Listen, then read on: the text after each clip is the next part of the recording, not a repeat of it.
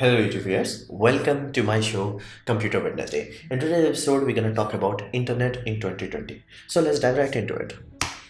Well, first we have to take an overview of internet just for the sake of it. Well, it's a global network of services. It's just not a network. It's not like you send data from one point to another. There are services on it. That's what makes it different from your local area network, basically, so to say. It has like a lot of things going around in that. Now, it is a distributed network, so it's not centralized same way old telephone system used to have or the postal service used to have. It's decentralized basically. So you have one node connecting to another node and bypassing another nodes, and then you will have same everywhere. So this is the internet graph basically, and each of the spots are like service provider like Amazon, Facebook, or things of that nature. But you can see it's like completely spread out. So it's a distributed network. Now it is a very big investment to have something of this magnitude, or have something that allows you to touch 3 billion people. Basically almost half of Earth's population requires a significant amount of investment. The only way we can bear the cost is because it's a collective investment. Every country chips into it, every corporation chips into it, every Tom, Dick and Harry who's using internet chips into it. So it's a very big collective investment. Benefit of that, no one owns it. People can block it, people can interfere with it, but nobody basically claim it. Basically, let's say US Army can be under the control of Pentagon or president, but you cannot say the same with internet. No single individual can reach that point where it's like, yeah, I own the internet. So that's the benefit, because it's a collective investment. Every Tom, Dick and Harry in chips into this. So that's what it is.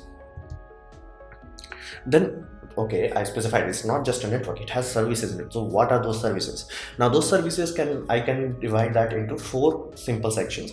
Now first section you are most familiar with is basically network provider, the people who actually allow you to join into this quote unquote internet club, so to say. ISP, internet service provider, they allow you to basically connect to the road. Basically they pave the road for you. Depending on how much money you are paying, you're gonna get single lane road, 6-lane road, or like intercity highway. So these are your first line of communication. After that, you have a lot of soft service providers. What does soft service here means? In this context, think of it this way: any services that does not jump out of the internet. So to say, Google, basically search engine. Google search engine is not useful in outside of the basically quote unquote real world. Google Maps are, but Google search is not. Google search is only gonna help you. Hey, where is Facebook? What is the address of a government website or something like that? Basically, it's a soft service that works thoroughly into the virtual world. So they're gonna provide you the services like Gmail, because Gmail is not going to send you email into post. It's completely on the net. So you have soft service provider. Google is the biggest of them. Then you have market provider, because somebody has to provide services to Google. Now Google is big enough nowadays that they have their own substructure. But think of it this way: let's say you buy a car from a company, and does the company mine the metal itself or manufacture the metal itself? It's unlikely. Very few companies are that big, so they're gonna buy metal from someone else. So there are market service provider. Think of it this way: you have Instagram, but are the people in the Instagram capable enough to buy a server, maintain a server, write a programming code to write an operating system, and then make sure it's following all the rules and regulation and safety, encryption, and all that? No. So what do? They simply go to Amazon Web Services. So basically these are the backbone behind what you see. Then you will have management services like your domain name system, which makes sure all of these things work without destroying each other. Basically they will maintain the IP standards, they will maintain the encryption standards. So this becomes a collective chipping in. Basically Google will pay a little bit, YouTube will not YouTube anymore because it's part of Google. Basically Amazon will pay a little bit, Microsoft will pay a little bit. So everybody chips in, and that's how we get the management system. That's how you type google.com, you go into google.com. So that's how, what are the quote unquote services in the network. Then we come to the very interesting part, because last year a lot of hype happened in YouTube and other things, and I have seen a very serious misunderstanding among the people. It's like, because nobody owns it, people think it's free. It's not free. It's nowhere ever close to free. Basically ludicrously more expensive, simply because the physical network costs money. Like if I ask you, hey, connect this computer to a computer that is 5 buildings away, you'll be like, hey, that Ethernet cable, I have to buy that. And you try to find out the cost of that Ethernet cable. It's like, now somebody says, hey, I'm in basically United States and I want to communicate to Japan, so to say. Try to find a Ethernet cable for that length. what would be the cost of that, you can understand it's very expensive. And all the communication of this quote unquote internet or the webs, as people say, is basically going through undersea fiber optical cable. And these puppies are expensive. They are so expensive that very few corporation has the, basically enough bank account where they can even approach it. So there's one big gamble taken from Indian side is basically one private company of India, Geo. They laid down their own undersea fiber cable. That was a huge investment. Like the numbers in those investment was too huge, too huge. So you can understand that like it takes significant amount of money, and that is the sole reason why India got software development and call center services before China did, simply because Indian government invested into fiber optics before China did. So you can understand these are multi-billion to multi-trillion dollar investment. You can't expect these to be free, and everybody who builds this have to maintain it, service it, repair it, upgrade it. So you can understand these are like continuous running investment. It's like a highway system that you have to maintain 24/7. So this is the first line of expenditure you are talking about, first line. Like without this you don't have www, World Wide Web, you will not have. This is the first line of investment.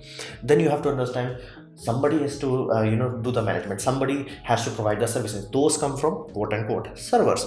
Servers are ludicrously expensive. Your computer, a high-end computer, is expensive. People are like, whoa, it's like $2,000 or $10,000. Servers is like, bro, hold my beer. Servers is like millions of dollars to billions of dollars to like hundreds of billions of dollars. Like servers are on a completely different level. Servers are so expensive, they make supercomputer look cheap. The only reason for that is like supercomputer in one place. Servers are like Amazon Web Services, they will be like 12-13 places in the planet. So you get the idea, like those are ludicrously expensive. And not only that, you have to put the equipment there, you have to pay the electrical bill, you have to pay the hundreds of things. Basically you may even need a running water there to keep these puppy cool. So that also is then you have to talk about staff, management, security, safety, all those things.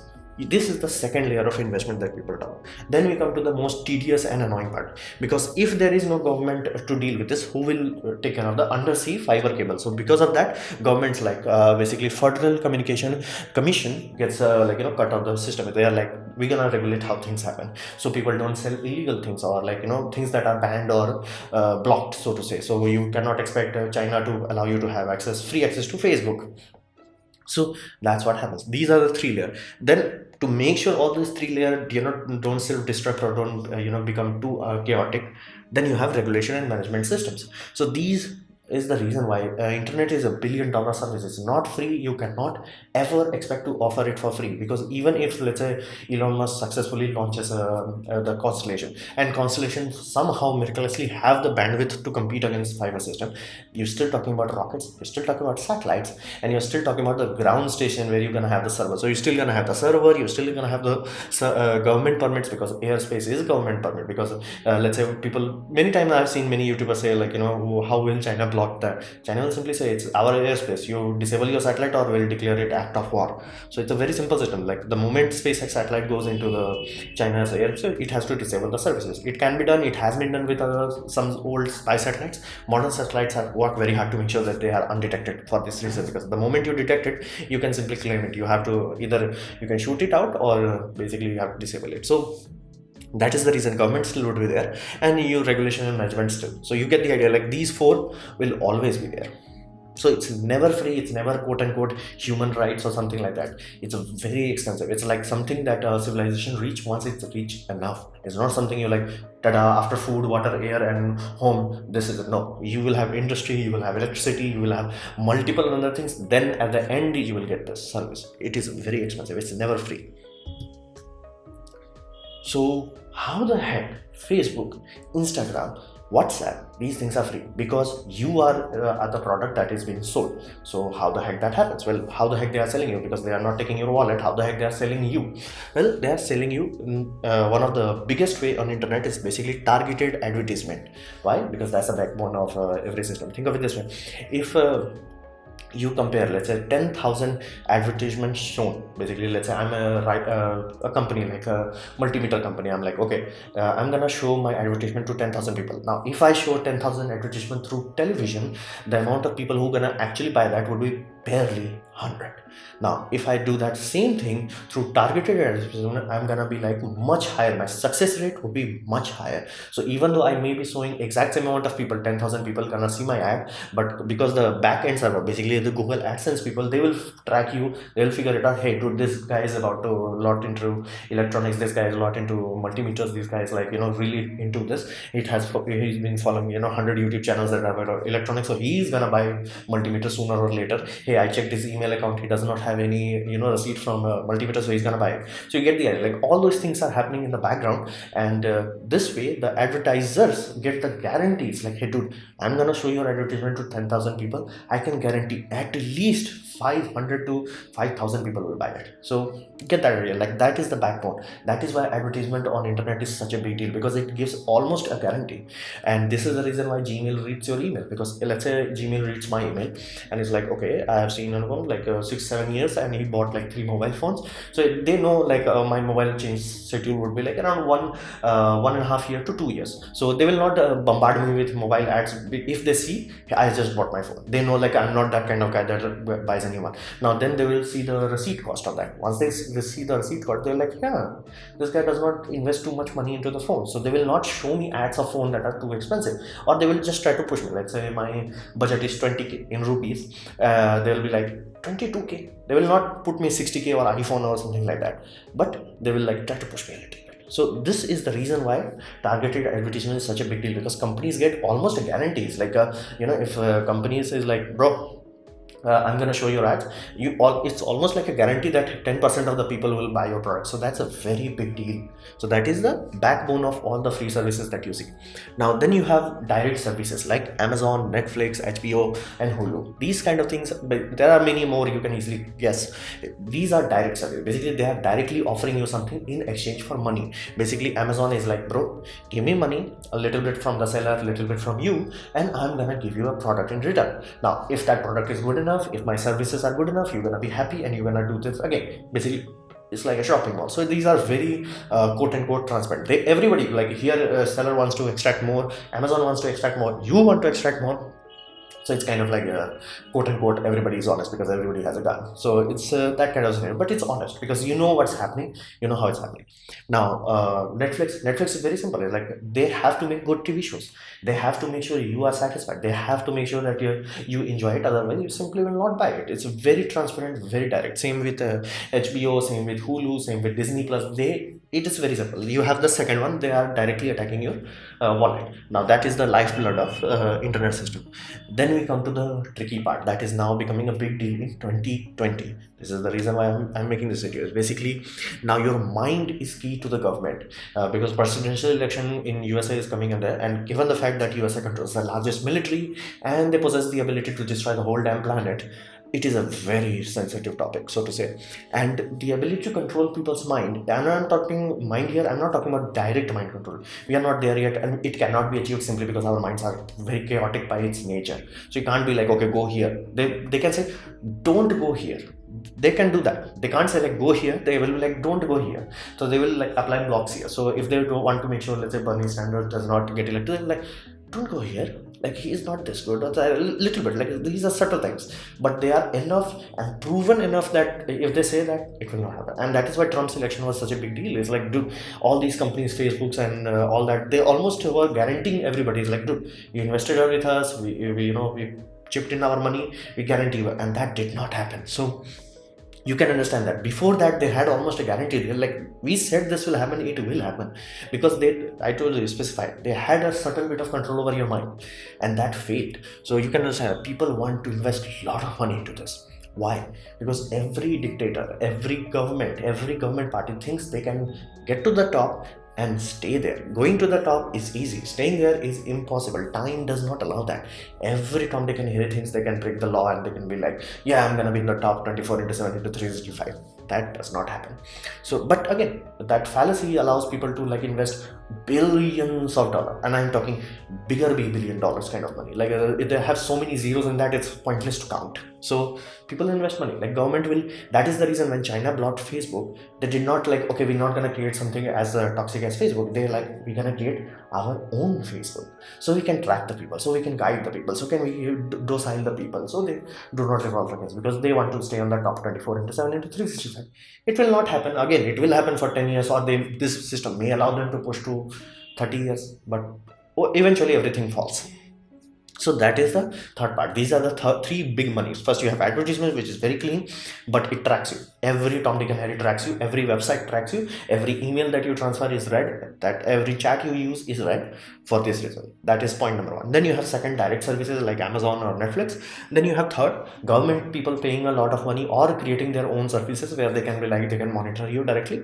Then you have the fourth most horrifying part, and it is becoming true in recent times simply because development of AI, development of cheap silicon processors, development of big data, all of these come together, and now we reach to a point where they can directly control your thoughts. Now this is the most horrifying, because I specified the government part. It's vague now. Facebook have reached a point where they can like say, dude, you are this kind of guy and I can put money on it and they will win. So they reach to that level. Basically, they're subtly removing, so to say, thought barriers we have. Like, think of this way: many people have this innate emotional fail-safe built into that. It's like, if I can't afford it, I don't need it. So a kid will like iPhone. I can't afford it. I don't need it. Now Facebook will do that. See, your friend has that. And then we're like, your brain has a limited capacity of what we call will, so it will be eroding that way. And soon, the moment the kid becomes a teenager, the hormones start to come in, and your brain is already losing most of its control, balancing the hormone itself. That time you're weak, vulnerable. Facebook is like, you really need that hormone. And it's like throwing tantrum into family. It's like, dude, I need a iPhone because every of my friend has that. You get the idea? Like, these are subtle things. Do hundreds of this, do that from childhood, and now you are directly controlling thoughts simply because the amount of control you have left is so little.